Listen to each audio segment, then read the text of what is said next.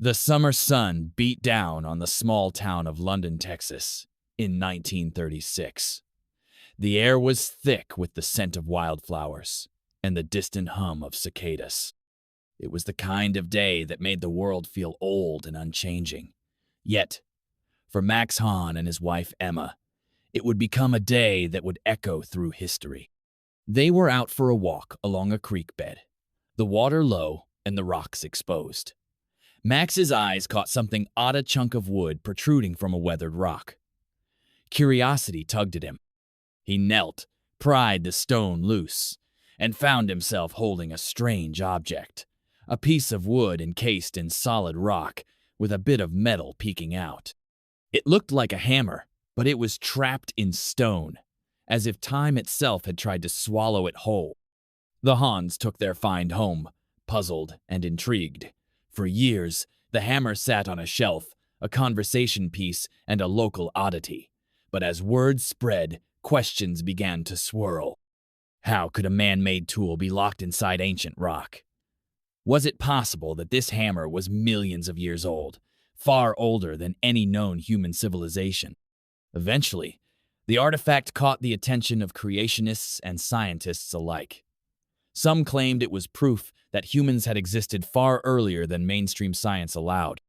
Others dismissed it as a curiosity, a modern tool somehow encased in a concretion of minerals. But the questions refused to fade. The hammer itself is simple, about 6 inches long, with a wooden handle and a metal head. The wood, remarkably, had begun to turn to coal, a process that usually takes thousands, if not millions, of years. The metal was a strange alloy, mostly iron, with traces of chlorine and sulfur, unusual, but not impossible for 19th century blacksmiths. If you're enjoying this story, don't forget to like and subscribe for more stories that bring history's greatest mysteries to life. The real mystery lay in the stone. Geologists who examined it noted that the rock resembled the surrounding Cretaceous limestone, which could be as much as 400 million years old. But was the hammer truly that ancient? Or had it simply become encased in a concretion, a hard mass of minerals that can form around objects in just a few decades under the right conditions? The debate raged on. Some pointed to the hammer's design, which matched tools from the late 80s, as evidence that it was a modern artifact. Others argued that the mineralization of the wood and the composition of the metal suggested something far older.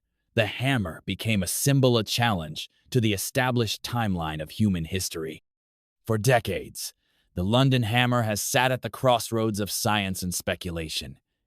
It has been displayed in museums, featured in documentaries, and debated in countless articles and forums.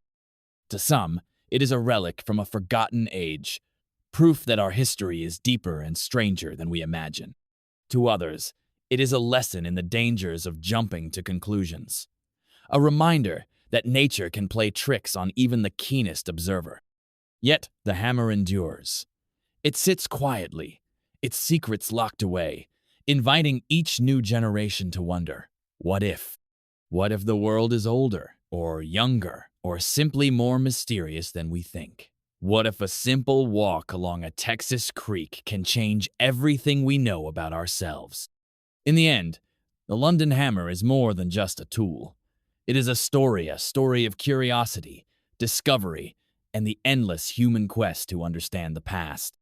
Whether it is a relic from a lost civilization or a quirk of geology, it reminds us that history is not just written in books, but hidden in the stones beneath our feet, waiting for someone to look a little closer.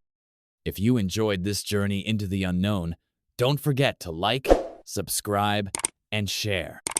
There are more mysteries waiting to be uncovered, and together, we'll keep searching for the truth-owned story at a time.